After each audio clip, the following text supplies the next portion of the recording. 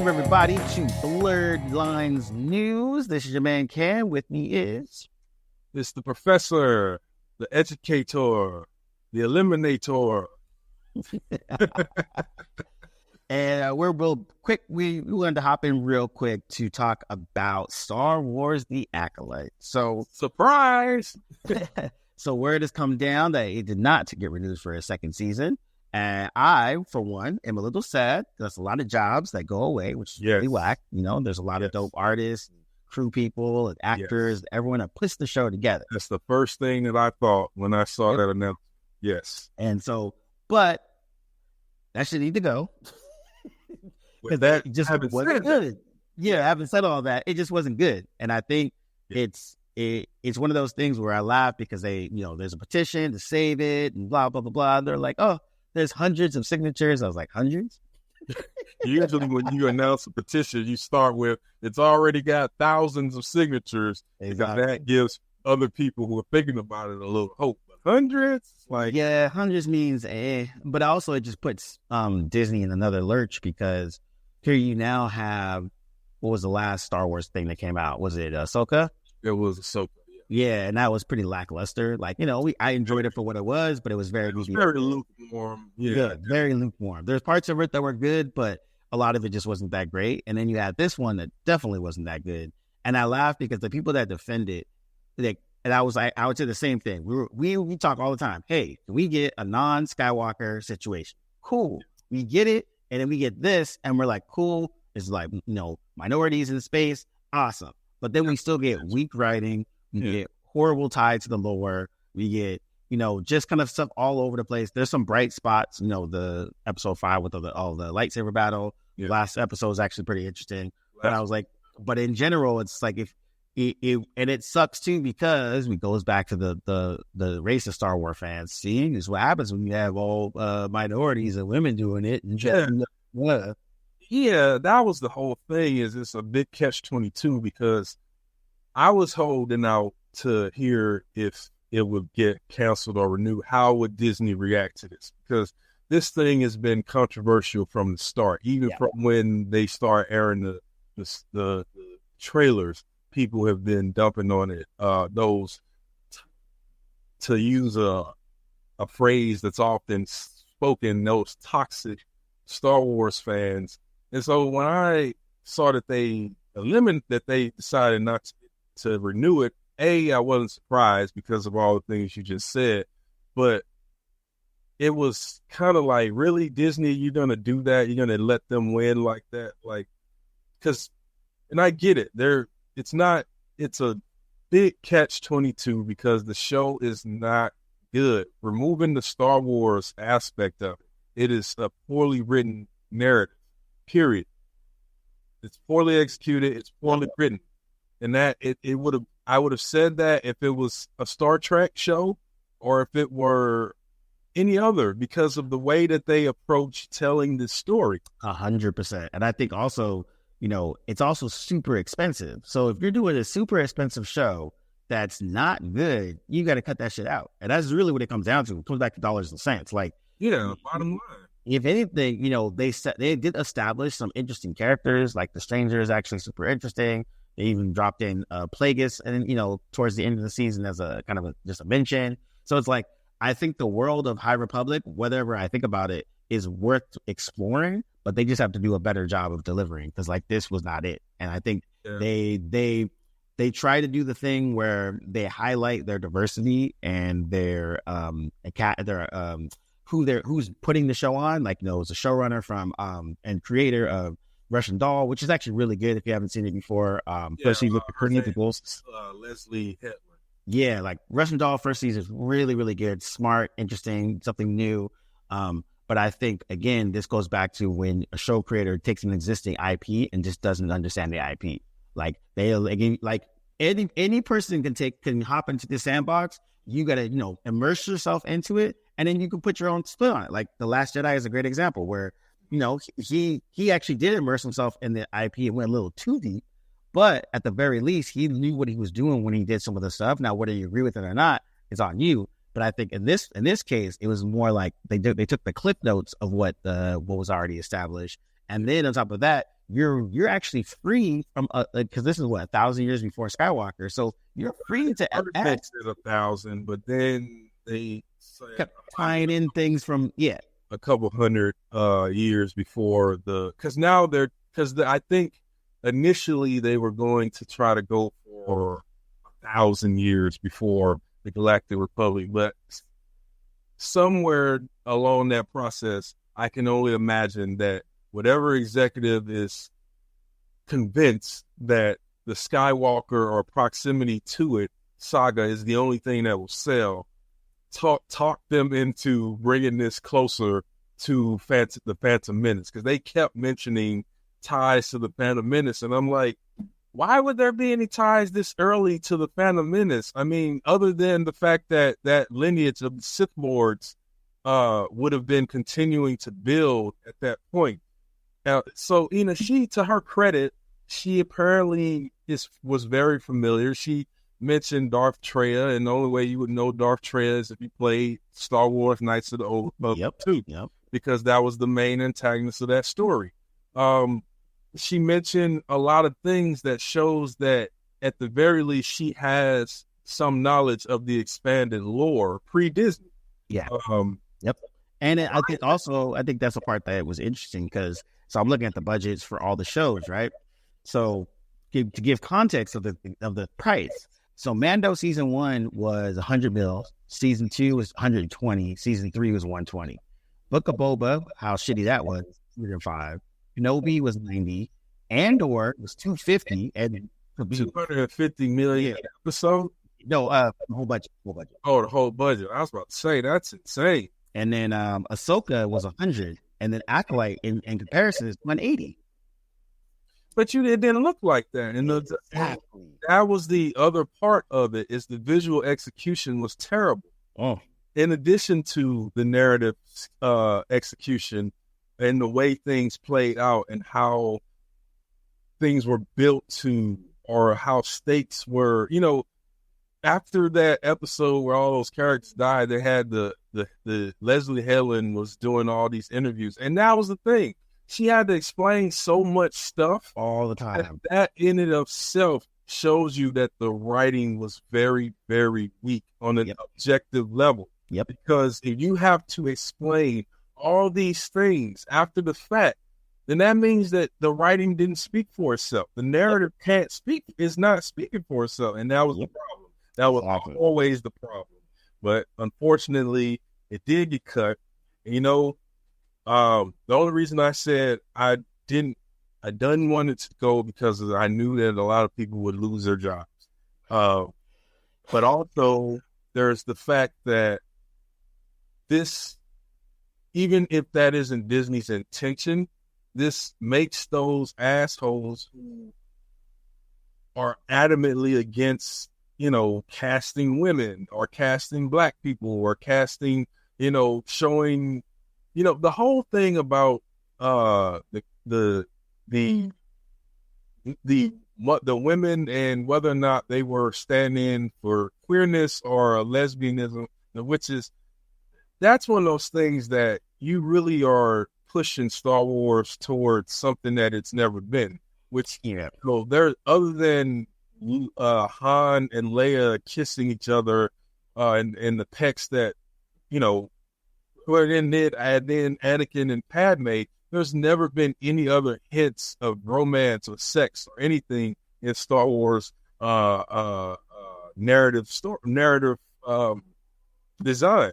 He didn't have, it's like Tolkien, it's like, other than Arwen and Aragorn being together and having a kid, there's no mentions of sex in his story and in this world. So when you're now putting those elements in there about, metaphorically two women or multiple women creating girl children, you're inviting those conversations, you're inviting that discourse. I'm not saying it's right or wrong. I'm saying that that's not what the majority, I think, of Star Wars fans look to Star Wars for. Yeah, exactly. And again, it's like, expanding the mythos is fine, but you still got to be good.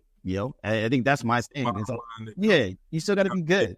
Yeah, you can do whatever you want. You can add in gay people and trans, whatever, but you still got to be good. Yeah. And it's Fallen Jedi and those Jedi games are examples of that, where there's all kind of good stuff in there and new additions to the mythology, but it's grounded. So they're never doing more than what can live in this tiny pocket of Cal Kestis' world and not interfere in the established old canon, the Old Testament.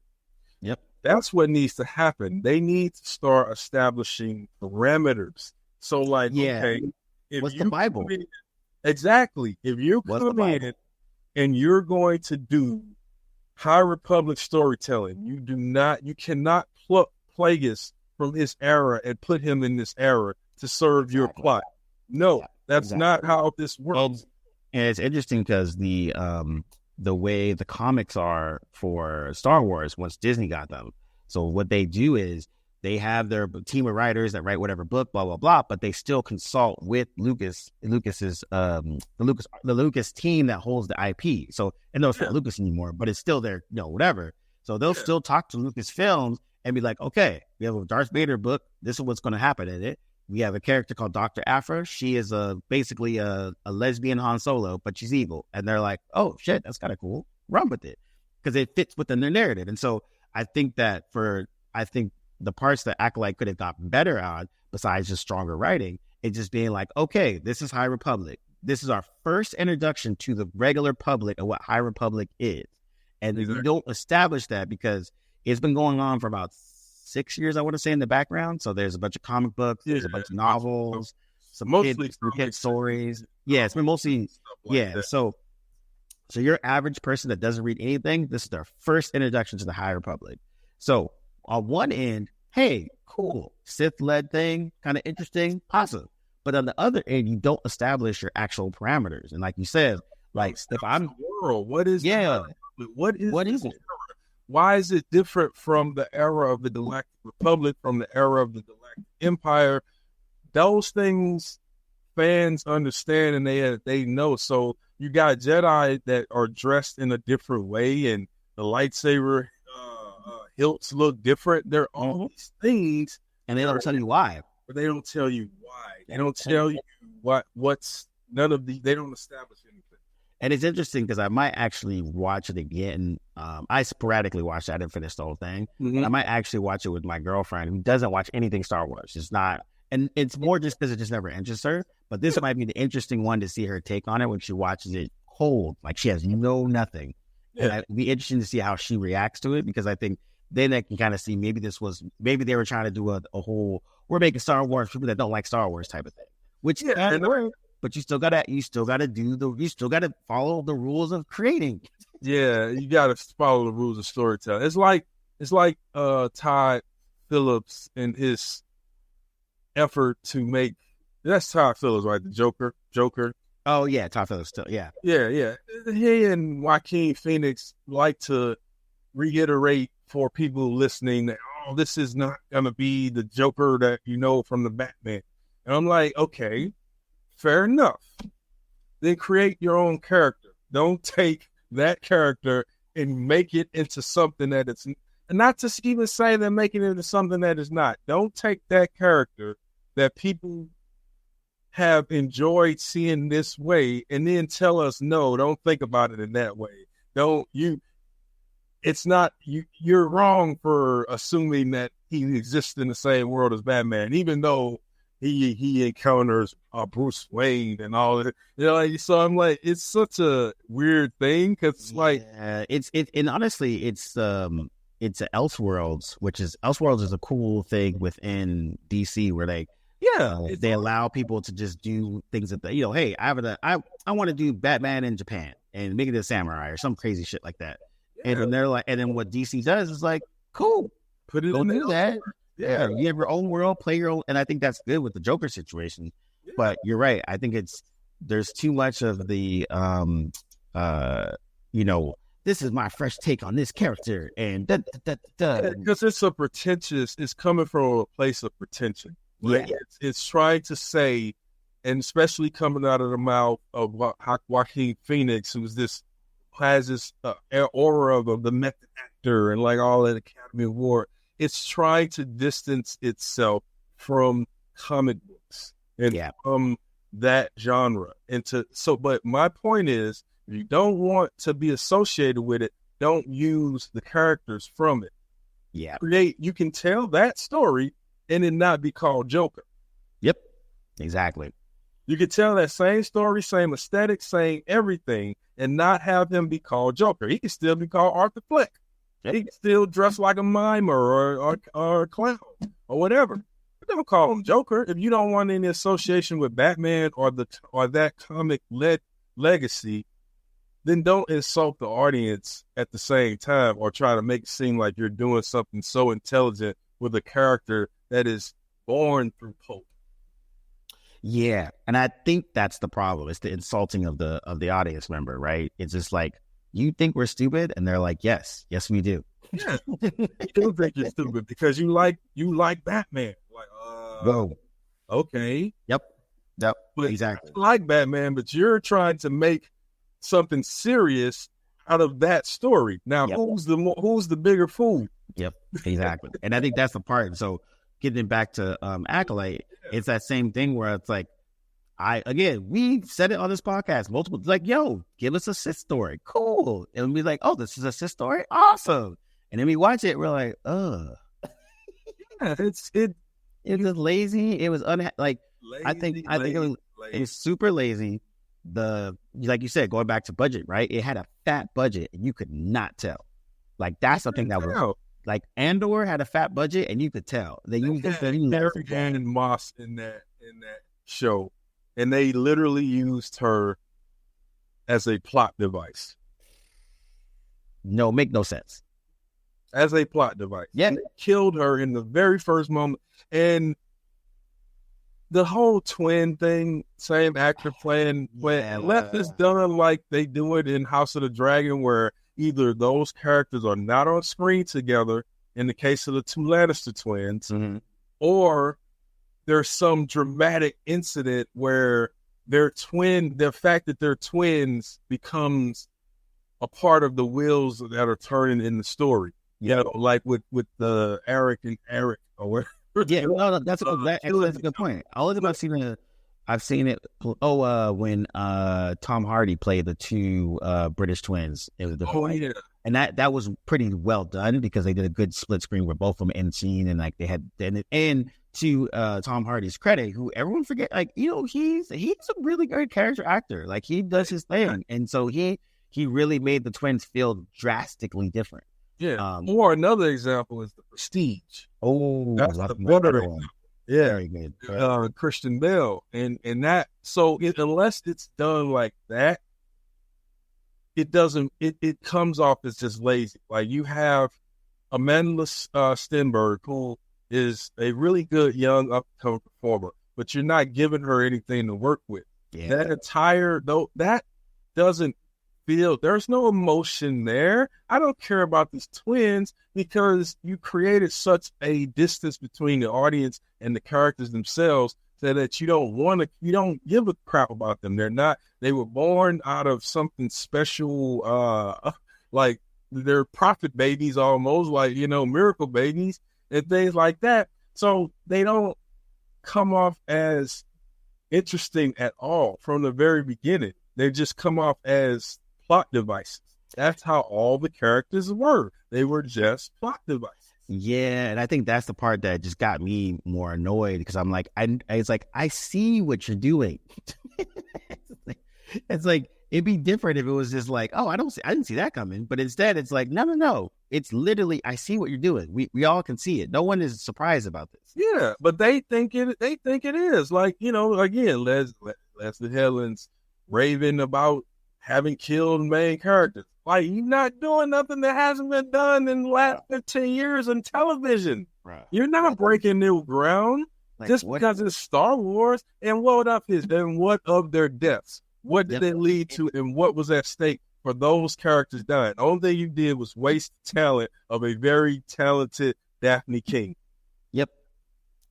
It was funny because I was like, you know, just like the Carrie-Ann Moss thing, it's like when in that first 15 minutes and it happened, I was kind of like, oh, all right. Like, it did nothing for me. I was just like, it did nothing because you know what? A great example. In contrast, Star Trek Discovery, the first episode, Michelle Yeoh was the captain, and our heroine, Michael, is her first officer. You have a whole episode where you get to know Michelle Yeoh's character, Regina, why she's so dope. She has why she's important to the 100%. Yep, she's basically a mother figure. She's also a smart woman. She also runs a whole ship. She's passionate. Yep. You get all of this. Still Star Trek, Starfleet captain. Yep.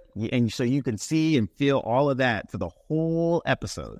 Then the last 10 minutes, our girl Michael does some stupid shit that gets her captain killed, and she becomes a plot device. But you care because you're like, yo. Yeah, and exactly, that's a perfect example. And that's not plot device. That is her death sends the protagonist into her journey. And that is not more device as much as it is showing that the relationships between characters impact where they go from that point on. Yeah. That was a escalation in her narrative because it's a turning point. Yep, it's exactly. The point where she has, not only did she cause that, but now she has to deal with the fallout. Yep. She basically started a war. She got thrown in the brig. Like, all these consequences happen. Where in States, States, and in the Acolyte, we get like 15 minutes of a kind of an okay fight scene. Not horrible, but not amazing. And then supposed Jedi Master gets killed by a really quick and easy rube that we've seen bazillions of times in bazillions of different TV and movies. The oldest.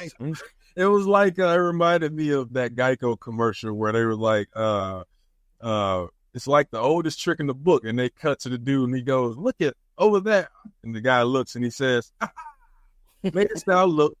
There is the trick." I was wondering, that's exactly what that setup was like. It was the corniest thing ever. She throws the dagger at an innocent, and the Jedi Master, for whatever reason, looks to stop it, and then she gets off on her and stabs her. And I'm like, okay, she could not have did this and kept her eye on her. Yep. Like, you have to look. Yep.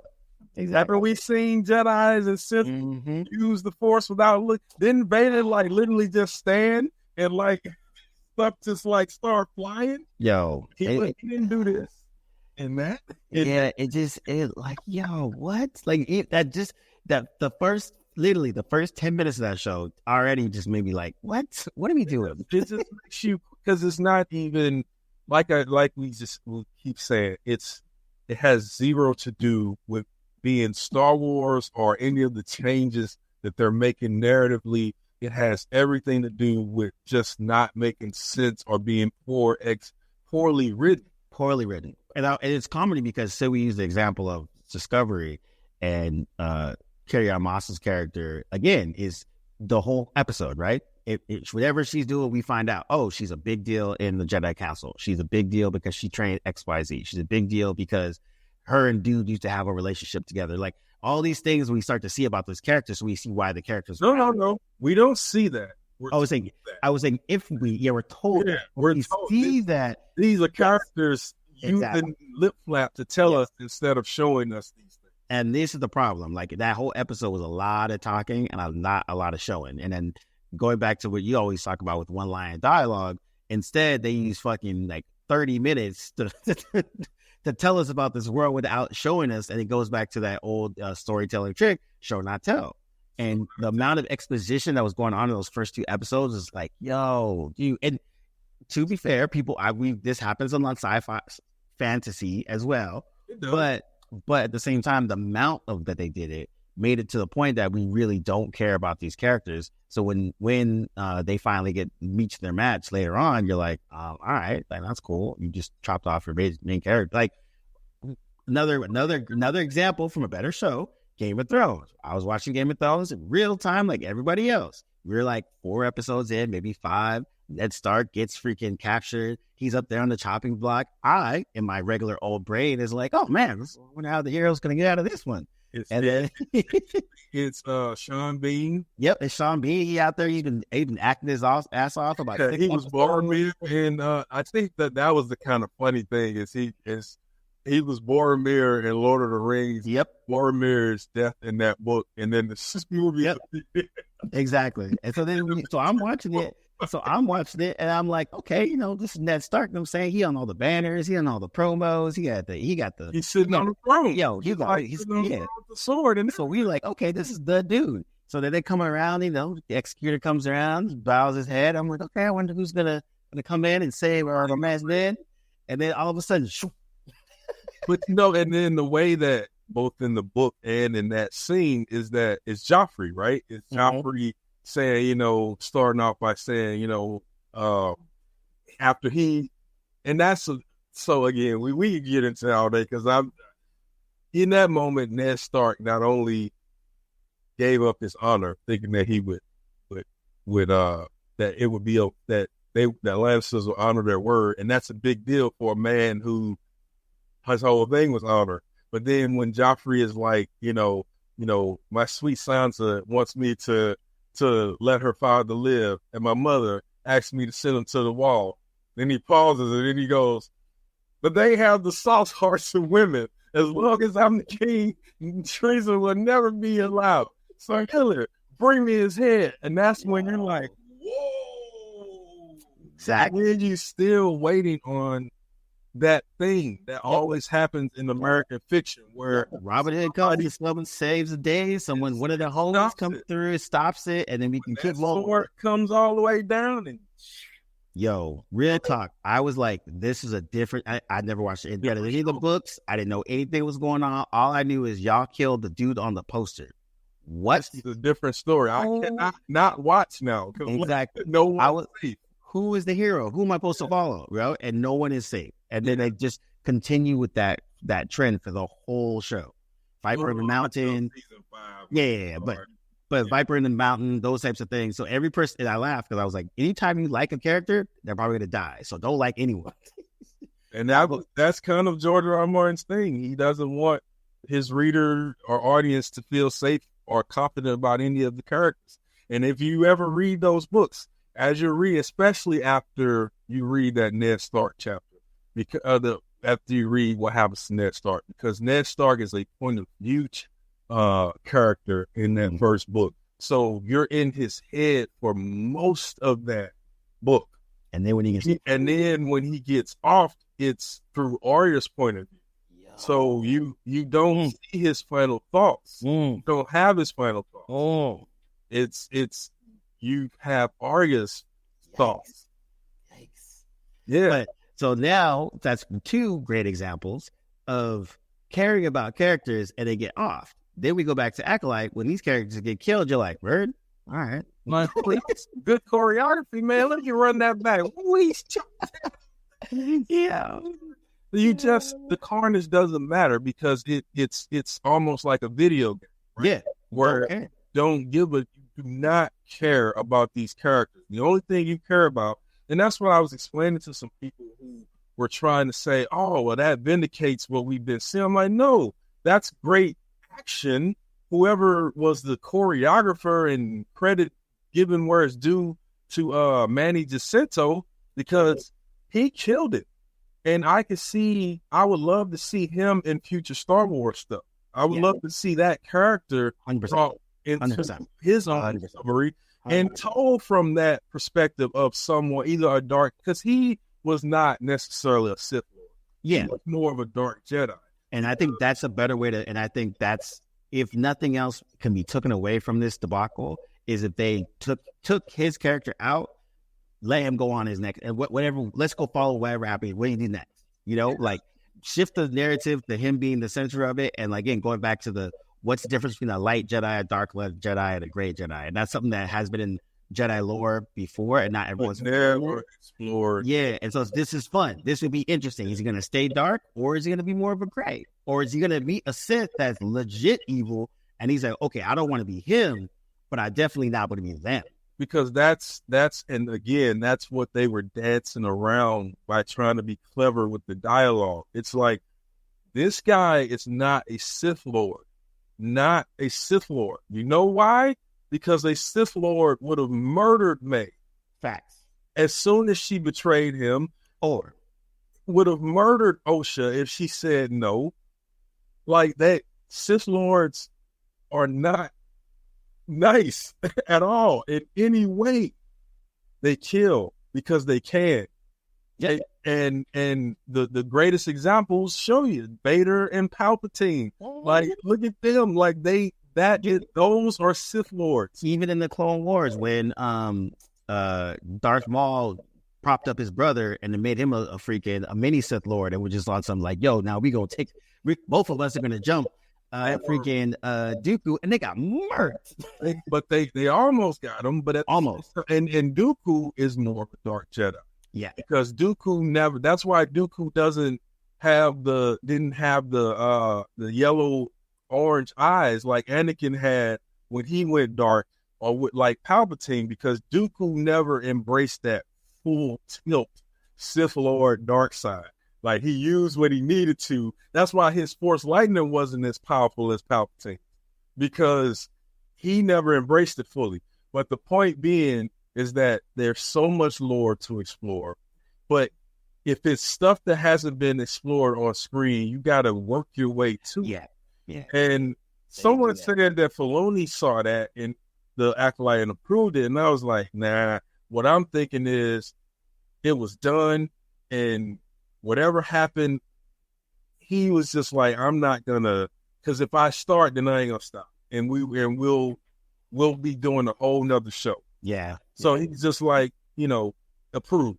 Yeah. I can see that happening, because there's no way you're telling me that Dave Filoni, who is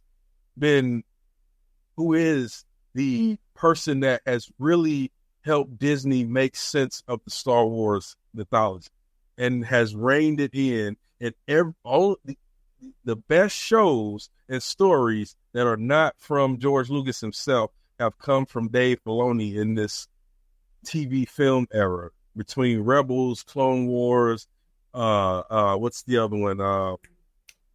Bad Batch. Yep.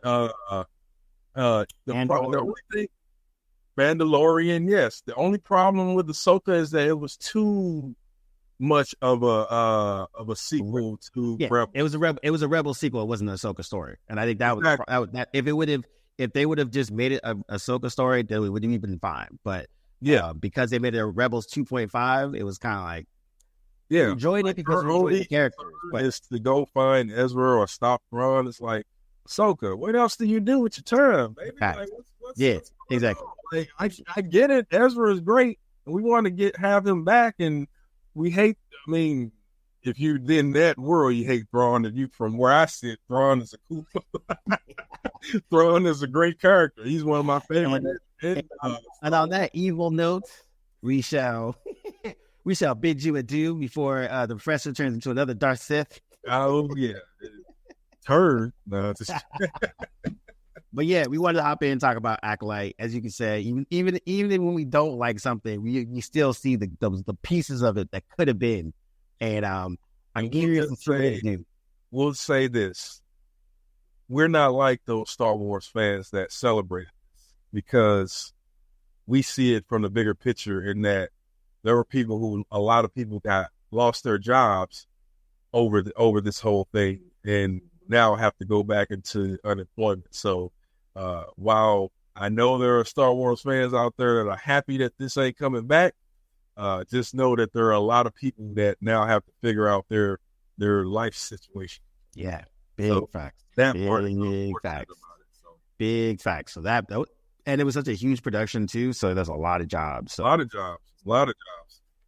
Like I said, sad that there are a lot of jobs, but at the same time, Disney got to do better. That's just what it comes down to. Yeah, them speed the brakes. When you have bad stuff, it should be like this. If you make bad stuff, the response, it should be like that. If nobody was clamoring to get this to come back, and Disney saw that, and they're not wasting any money. Nope and nope. And on that, we are out. Thanks everybody for listening. See you later.